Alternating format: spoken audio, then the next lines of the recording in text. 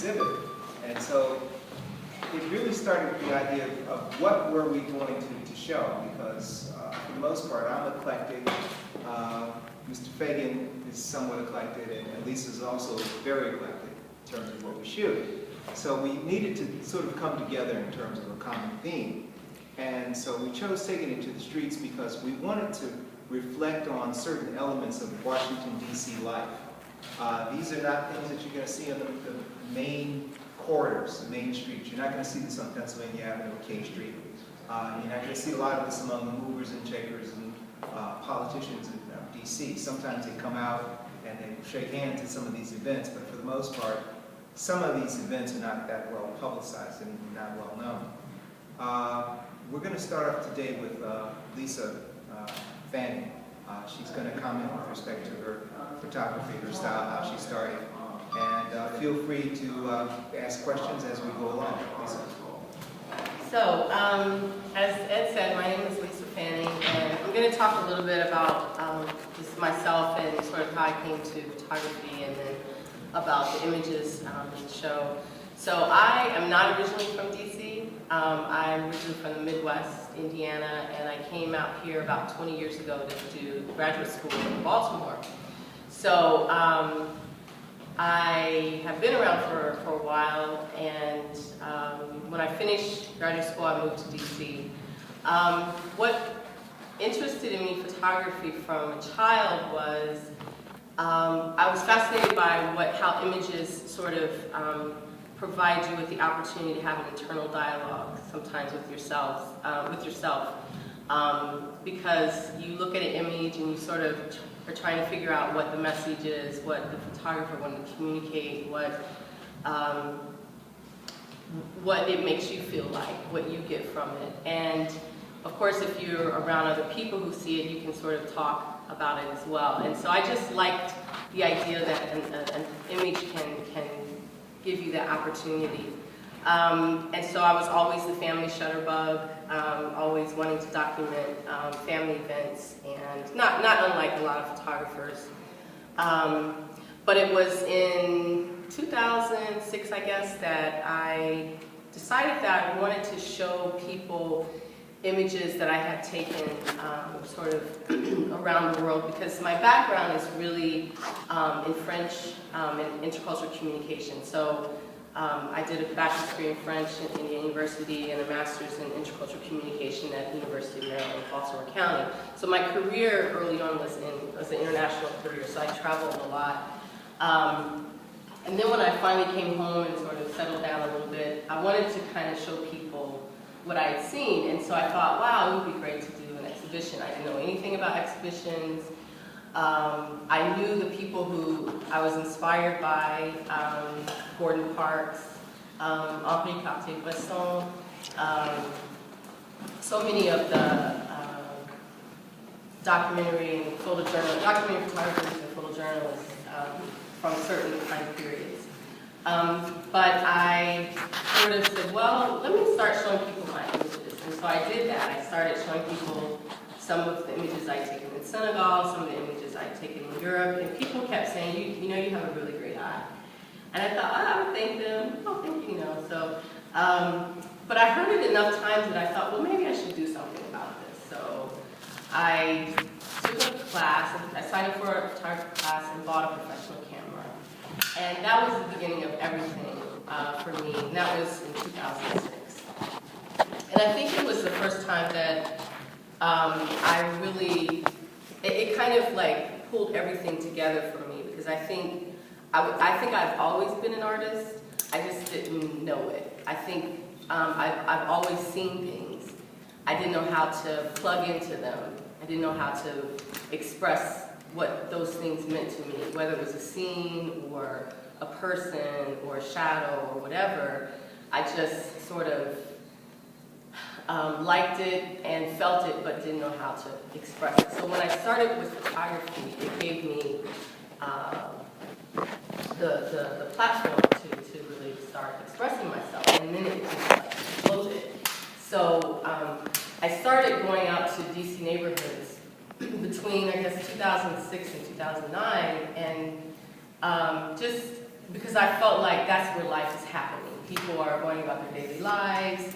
DC has very distinct neighborhoods, so I just kind of wanted to go out, and street photography was exciting for me, and it allowed me to just kind of, like I said, see life unfold. So I started taking images, and then I think maybe subconsciously I knew that things were happening, things were changing, there was a shift coming in DC, and I don't know that I saw myself as documenting the shift, but I noticed that things were happening as I'm documenting life in DC neighborhoods. I never thought, and then, so I'm going to put together a series with this. That was not my intention.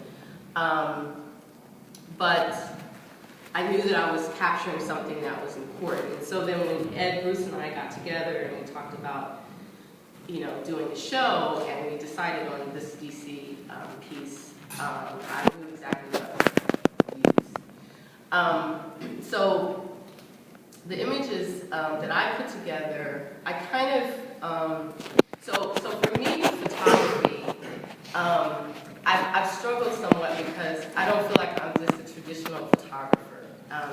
I'm not really a technical person. I do understand the technical aspects of photography, but not to the point where I can answer a lot of questions that technical people ask, or people want to know everything about lighting and aperture, shutter speed, f-stop, those kinds of things. So I struggled a little bit trying to find my place in photography, and I think in the end I decided that I'm much more of an artist who uses the same tool that photographers use to express what I feel, and I figure out how to understand what I need to understand to be able to do that. And then, so as an artist, and with these images, I wanted to sort of express myself even more as an artist and figure out how can I create something from the images that are not just straight images.